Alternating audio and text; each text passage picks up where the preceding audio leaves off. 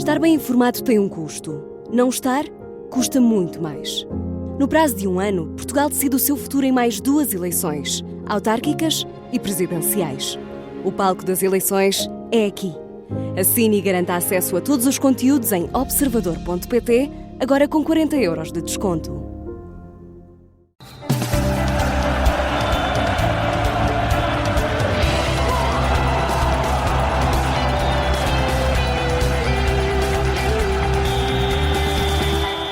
Relatório de jogo com o Filipe Coelho, hoje em direto aí da tribuna de imprensa do Dragão. Filipe, é uma vitória muito importante para o Porto, para um jogo onde o Porto e onde o Farioli naturalmente olhou para calendário, olhou para aquilo que tem sido os dias do Porto e têm sido complicados de gerir, mas o Porto bem, a tentar o 9 em 9. O que é certo é que é uma equipa praticamente nova e a coisa correu bem.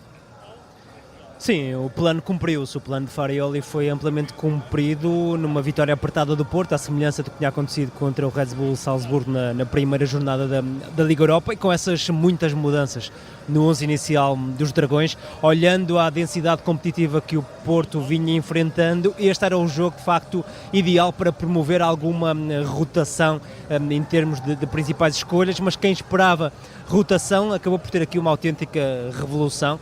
Só o Bednarek e o Martim Fernandes é que ficaram da equipa que enfrentou o Arouca, a parte do Diogo Costa, claro. De resto foi um 11 completamente novo e oportunidades importantes, por exemplo para o Ángel Alarcón, que apareceu como extremo esquerdo na posição do Borja Sainz, mas também para o Brupic e para o Denis Gul, com mais tempo de jogo e a começarem de início. Diria que nem todos conseguiram corresponder, e aqui parece-me que em termos de meio campo foi onde o Porto sentiu mais as ausências dos habituais titulares, também na forma como montou a pressão e como não conseguiu ser tão eficaz. Parece-me que o Pablo Rosário, apesar de ter começado bem a partida, nunca garantiu a fiabilidade que o Alan Varela normalmente garante em termos de passe, e também não conseguiu juntar verdadeiramente os Dragões em certos momentos onde era preciso apertar o adversário. Aliás, uma prova disso é o lance que termina no gol do empate do Estrela Vermelha, que nasce de uma falta do Rodrigo Mora no lance em que o Rosário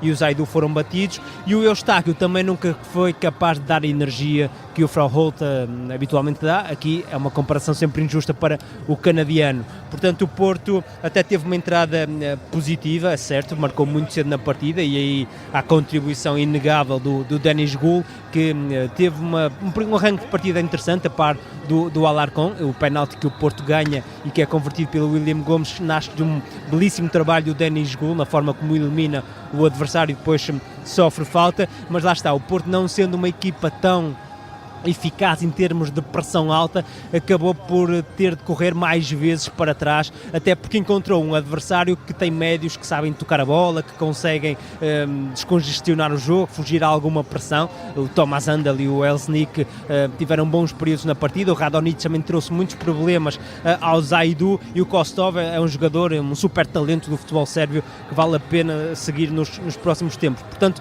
eu diria que o Porto teve uma primeira parte de mais a menos. Entrou bem, marcou cedo, mas depois teve dificuldades para manter o caudal ofensivo. O Alarcón caiu na partida, o flanco direito apareceu menos do que é habitual, e em termos de pressão também não foi uma equipa tão asfixiante como temos visto esta equipa de Farioli.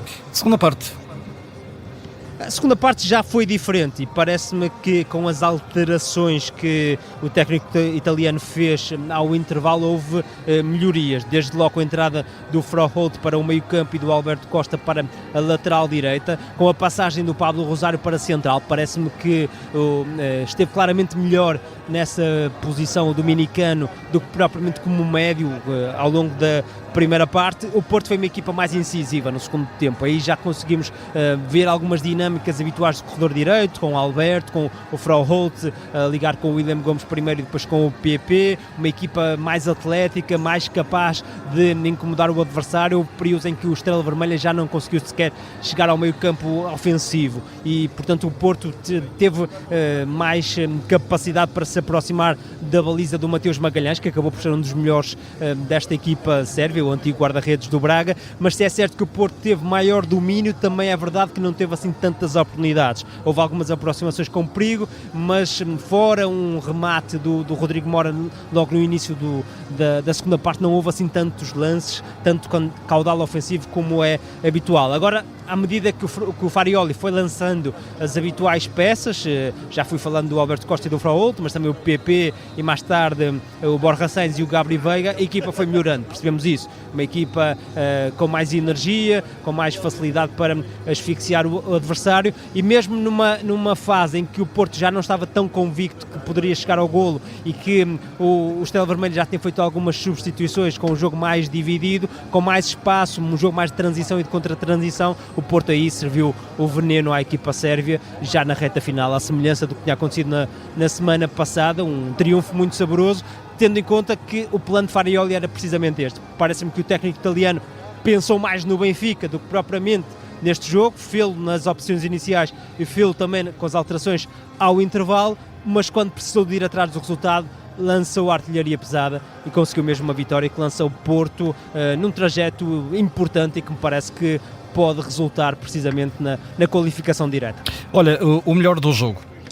O melhor eu vou dividir primeiro em Prpic. Parece-me que é um central de longo prazo para o Porto. É um jogador que não vai ser titular para já, com o Kiwior e o Bednarek, mas é um jogador que tem muitas condições, tem muito futebol na cabeça, a forma como constrói desde trás, como se mostra nas costas da pressão adversária, na forma como confronta também os rivais diretos, e vimos-lo com o Arnautovic. É um central que dá imensas garantias para o futuro. Depois Gabri Veiga, que teve uma super entrada na segunda parte, um jogador com uma disponibilidade brutal, teve várias recuperações de bola, conseguiu fechar o meio campo, e depois é ele que acaba por definir o lance que termina no golo da vitória do Porto, primeiro com uma recuperação e depois com um passe magistral a romper e a rasgar o bloco ofensivo do Estrela Vermelha, para depois o PP servir o Rodrigo Mora. E o pior?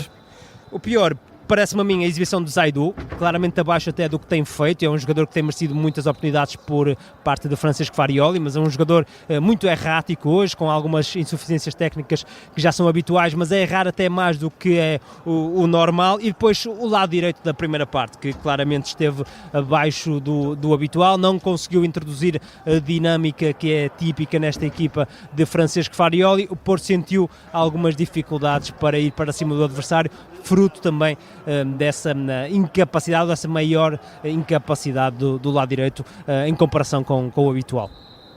Entrega então este relatório de jogo. A narração hoje teve a cargo do Pedro Fernandes com Luís Pinto Coelho, mas o relatório de jogo habitualmente, hoje, no caso, a assinatura de Filipe Coelho, fica também disponível através de podcast da Rádio Observador. Entretanto, Filipe, olha, uma grande noite para ti. Um abraço, Nuno. Um grande abraço, até à próxima.